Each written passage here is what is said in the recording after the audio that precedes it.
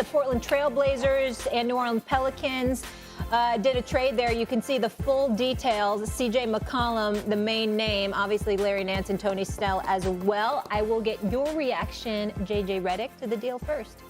I like this deal for the Pelicans. It certainly gives them a solid chance to be in that play-in game this year. I don't think they're getting up to the 6th seed this year.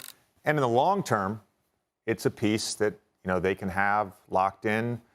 It'll make Zion happy. So I think it's fine. Fine. Yeah. It means absolutely nothing to me. I'm disgusted we're even talking about it. I'm very disgusted. Why? Because I'm a fan of C.J. McCollum, and I want to see him on a legitimate contender. Yeah, there you go. The fact that you're getting moved to the New Orleans Pelicans, we all know New Orleans ain't going nowhere this year. And I no disrespect to Willie Green. I'm very happy for him that he's got the head coaching job, that David Griffin hired him to do that job. They've won about 3 straight, if I remember correctly. They haven't had Zion. And to me, listen, I'm not questioning the legitimacy of Zion's entry at all. I would never do that. What I will say, however, there's something to be said about a passion to play, particularly at a certain place. And I think I've just gotten the impression that ever since he arrived in New Orleans, he's had one foot in, one foot out because he really doesn't want to be there. And I think it's something that David Griffin and the New Orleans Pelicans organization needs to place a keen eye on to make sure you get extraordinary value for this guy in the event that you ever have to move him. But the first thing he has to do is show you that he can stay on the floor continuously. And so for me, that's how I look at the Pelicans. And C.J. McCollum, I'm a huge fan of his. And I hate the fact that he's in this situation. I want to see him on a contender. I would have loved to have seen him with the 76ers. We talked about this earlier. Yes. I think that would have been such a great fit for him. Yes. And they had a chance this summer. Yeah. Real quick, before we get to actually the Nets, we're going to stay in the East. What about on the Blazers side? Does it do anything for you? No. I mean, they're going to avoid some luxury tax this year. They're going to have some cap space in the future. They get a couple second-round picks. And truthfully, a young player in Nickeil Alexander-Walker that has a lot of potential. They have young talent, and they need to focus on young talent. Because whether Damian Lillard admits it or not, listen, he expected more from the organization in terms of putting themselves in a contender status position. They didn't do much. Neil O'Shea is gone. Chauncey Billups is, as far as I'm concerned, set up to fail. As far as I'm concerned, it's not a great situation for anybody in Portland to be in other than the young players. And Damian Lillard needs to get the hell out of there ASAP, even though he's out with an abdominal injury. It's time to put the readers on. I've got some other business to deal with. So it's been a rough stretch for the Nets. I like those glasses. You like these ones? Finally. Oh, my goodness. I actually use them to see.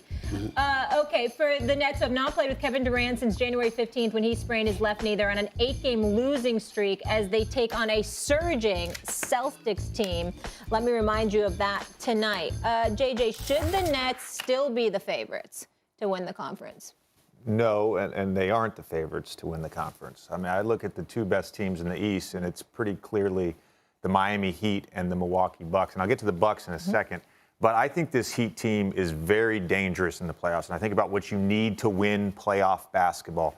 You need shot creation. You need shooting. The Heat have that with Tyler Hero and Jimmy Butler off the dribble. They have a bunch of great shooters. They have Bam as a facilitator out of the high post when they get into their movement sets. And then you need guys that can get stops. They have big wing defenders, P.J. Tucker, Jimmy Butler, Kyle Lowry, an elite charge-taking machine, and Bam, who's one of the most versatile defenders at the 5 position. When I talk about the Bucks, look, I think for the whole season, this team has been overlooked because their record hasn't been that great, especially coming off a championship. They're still 22-5 when Drew, Chris, and Giannis play. My 2 big question marks about the Bucks are what version of Brook Lopez are we going to get when he eventually comes back? That's true. And will them not bringing back PJ come to bite them when they face a team like the Nets? I think not bringing back PJ will come back to bite them, particularly since he remained in the conference and is a member of the Miami Can they Heat. replace him at the trade deadline is the question. Can they bring some version of PJ Tucker back? They don't have that guy. I don't think they can because PJ, it's not just about his skill set. I mean, he's a corner 3-point shooter. Other than that, he's a stout defender, and he's a professional pest. Okay? We all know this. And so the veteran savviness that he brings to the table, I find it very difficult to imagine that you're going to be able to get that before the trading deadline. That's number one, even though I appreciate your analysis. Here's where I disagree with you. I'm only going all bodies healthy. Okay. I mean, of course, it's not the case if they're not healthy, if people are not healthy. But if they're healthy, it's almost impossible for me to go up against Brooklyn because there is no answer for Kevin Durant. There is no answer for Kyrie Irving with Kevin Durant. Now, Kyrie Irving by himself is the number one option in Boston. When Jason Tatum and Jaylen Brown were young, Milwaukee smoked them. We understand that. That was too much for him to overcome.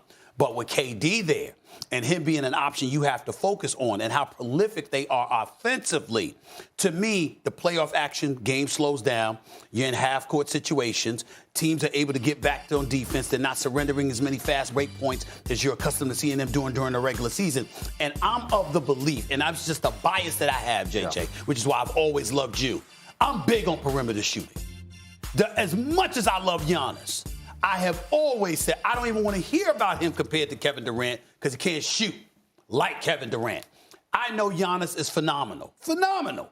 30. He can average 30 and 15 in his sleep. But when it really, really counts and there's a roadblock to you getting to the hole, I'm just talking about a play here or there, Jay, where you're called upon to pull up and hit a perimeter shot. We know KD money.